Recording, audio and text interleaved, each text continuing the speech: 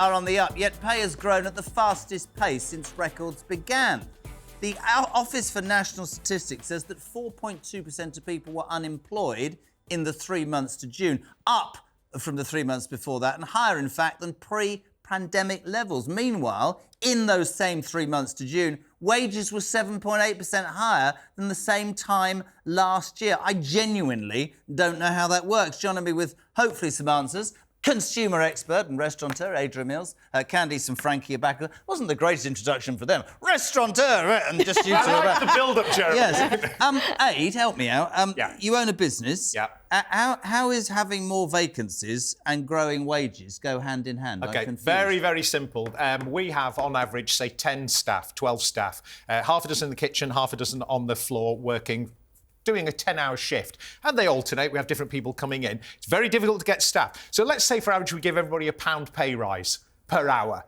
Oh, all of a sudden, that's £100 a night. Times 7 days of the week, that's £700 a week. Plus, we pay their tax and national insurance. So now we're looking at 50, 60 grand a year. That's having to come out of our pocket to pay for the staff. So then I have to look and think, the margin is this, because we all know how things have gone up sort of ridiculously. So therefore, I look at it and think, we need to cut down on our staff. We can't have 5 or 6 people working the floor on a Friday and Saturday night. We might have to go with 3 or 4. We can't have 6 people in the kitchen. So therefore, we are scaling down, and therefore people are becoming unemployed. So there are vacancies because we just simply can't afford to have a full contingent. And I guarantee any restaurant you go into, you will look around and think, they're a bit short-staffed tonight. It's interesting, isn't it? I mean, the average wage for many people in this country, Frankie, is difficult enough to get by on. And we have a situation, from what Aid is saying, is that, wages are going and yet people are looking for work. What does that say? You're going to say it's the government's fault. Is there any more to it than that, do you think? I think so. I think you've got a compounding crisis in hospitality as well, which is Brexit is also feeding into that, which is that kind of cheaper migrant labour that the Don't let them in. Industry relied on so much, by ending that relationship and ending that freedom of movement for those workers, for construction, hospitality, care, all of those jobs that people don't really want to do in this country. Oh, God. We now have massive vacancies in. But, of course, hopefully, I think in a right way, wages are rising, which is the right thing to do. But when inflation also rises at the same time, it doesn't actually matter, really, when you talk about a pay rise, because unless my pay rise is higher than inflation, I'm essentially earning the same as what I was 5 years ago in a more expensive world, but the costs for businesses are going through the roof. So even though the consumer is kind of bottoming out at the rate that they would have been if they're getting that big pay rise, the businesses aren't getting any help either. And the government needs to step in to help businesses. But food is getting ever more expensive. Everything is. Candice, can I bring you in? Because I'm going to jump on something that I've asked these two before. It's just nice to have you on. We talked at the beginning of the show about migrants, and whatever your stance, Frankie Leach just uttered a phrase that sends me and my mates through the roof.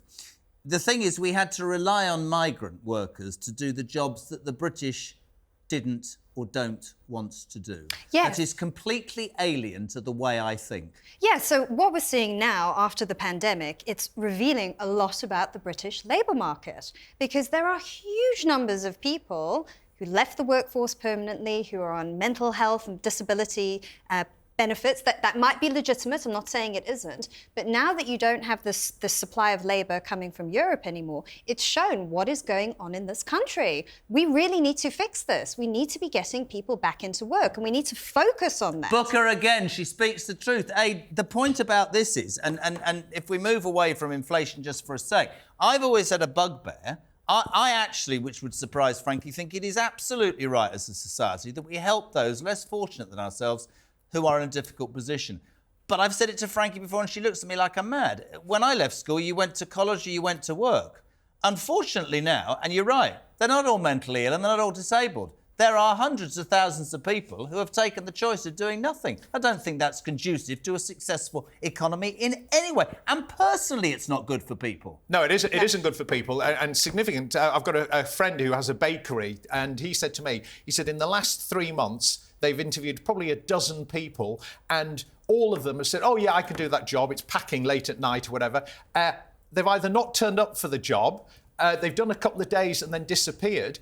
And he bumped into somebody recently that had actually been given the job and didn't appear. He said, well, why did you do that to me? And he said, well, I had to do it because when I sign on, I have to prove that I've been for a number of interviews. Now, the way to sort that out is to say to the benefits office, is follow it up with the company that you sent that person to. Did they get the job? What sort of rapport did they have to actually encourage them? If it's just a box-ticking exercise, Yes. that's appalling, isn't it?